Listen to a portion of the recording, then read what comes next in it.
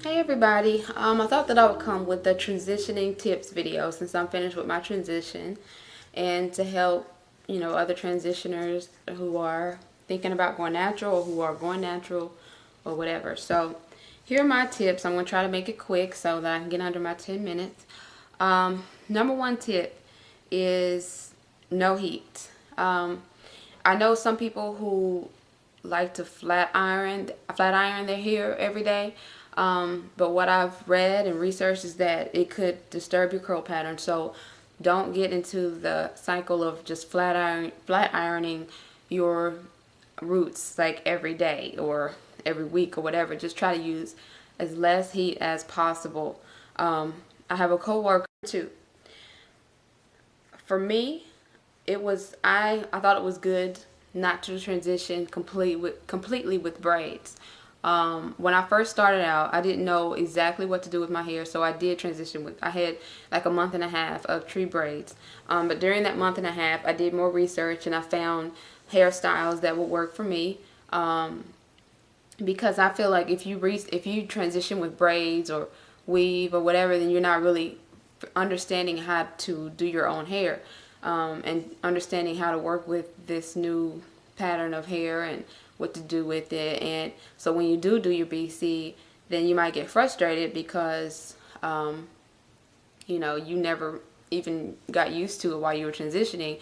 So for me, it's pretty easy for me to go ahead and do whatever I want to do with my hair, because the whole time that I was transitioning, I was getting used to my hair without flat ironing it, without blow drying it, anything like that. I just found other ways to do it. So I would recommend not transitioning with braids or weaves the whole time.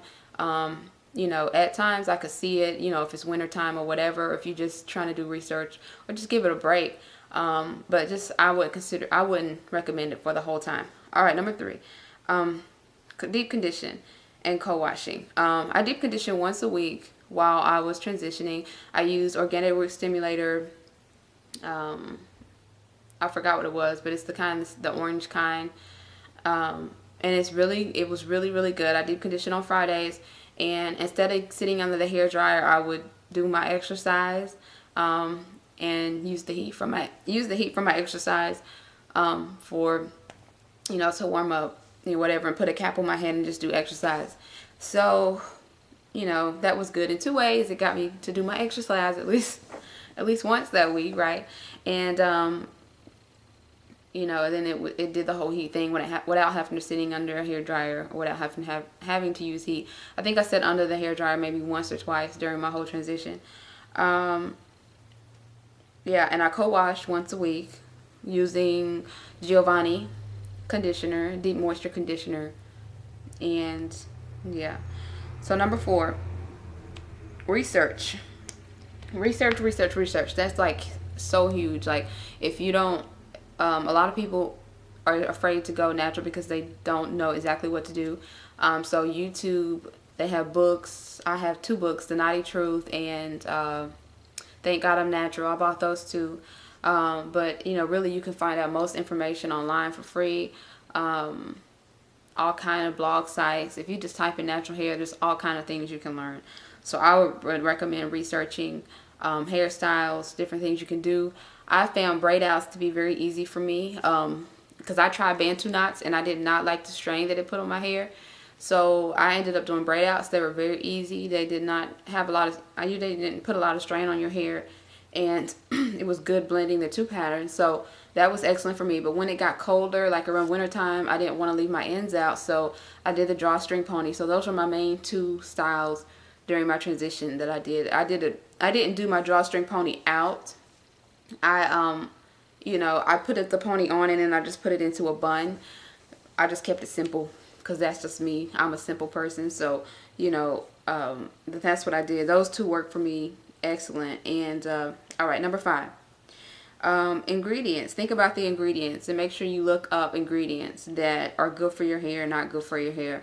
Sulfates, parabens, silicones, all that stuff that is not good for your hair.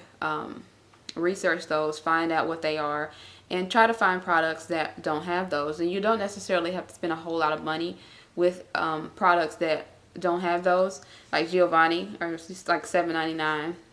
Sometimes you can find them on sale. I found some at Rite Aid a couple weeks ago, buy one get one free. So you know, you can find different products that aren't that expensive. You don't have to get Carol's Daughter or Miss Jessie's, or you know, whoever it is that is supposed to be, you know, natural ingredients, natural products. And you can also use, like, you know, shea butter and just mix, you know, oils for moisture and all that good stuff. Um, but and apple cider vinegar rinse, like I did a few apple cider vinegar rinses while I was transitioning, just to cleanse my scalp and everything, because I didn't use sulfate shampoo. All right. Don't let other people discourage you and tell you that you shouldn't do it. Because when I, yeah, but don't just, you know, don't listen to other people who say, well, it's not a good idea, it's going to be a mess, it's going to look ugly. And, you know, try to find somebody that already has gone natural, or, you know, just get on YouTube and, you know, interact with people on YouTube and just get encouragement from them. Okay. Number 7, I think.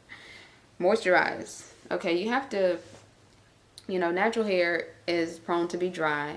So you have to use a lot of things to make your hair moisturize. Well, not use a lot of things, but you have to make sure your hair is moisturized. And for me, once I discovered shea butter, I didn't have a problem with moisture. I put a lot of it on my ends, and so I use a lot. I use shea butter and I use water. Water really, it really does most of the moisture itself. Because I know at first I didn't use water, and I was like, why is my hair dry? And because, you know, when you're relaxed, you don't use a lot of water. So, you know, I would not put water in my hair over like 3 or 4 days, and my hair would be so dry. And then so I started realizing that I need to use water on my hair. So I just spritzed it with water, and now I have glycerin. So water and glycerin both, they will be great for your hair. So just moisturize. You have to keep it moisturized so that it won't break off. Okay. Sleep with a satin bonnet on your head. Sleep with satin bonnet or a satin pillowcase, because your hair will dry out. It will be damaged if you do not sleep with a satin bonnet or satin pillowcase. Something that will take your head off the cotton pillow or whatever. You know, and along with that, don't towel dry your hair. Don't towel dry and let it air dry. Use a t-shirt. No towel drying. Okay. Next one. Detangle your hair when it is conditioner, has conditioner in it. When you're in the shower, when you're co-washing your hair. I only detangle my hair when I did my co-wash and when I did my deep condition every week. I did not detangle it. I didn't use a comb at all unless I was washing my hair and I had conditioner in it. So don't detangle your hair when it's dry. Never detangle your hair when it's dry. Last one is just be patient. Don't overstress, because it really, in the end, it's just hair and it's not that big a deal.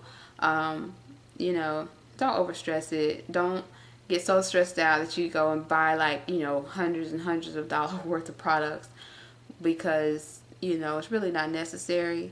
You know, it's just hair. Just try to keep it simple, really. I mean, I was able to get through my transition easy. I didn't really have a problem with my transition, but everything I did was simple. Everything, I just kept it simple. I didn't want to do any, like, you know, huge styles. You know, braid out worked fine for me. Drawstring worked fine for me. Just find what works for you.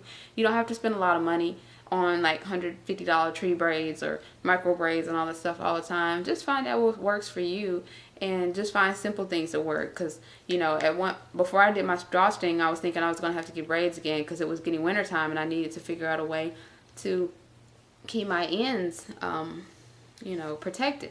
So I was thinking I'm going to have to go and spend $150 on tree braids, and I didn't have it at the time. So I was like, well, I'll just try this drawstring, and it ended up working out for me for the rest of my transition until it got warm. So, and that was $10. So just try to find inexpensive ways to do different things. And yeah, so that's all I have to say. If you have any more tips to add, go ahead and add them. And thanks for watching. Bye.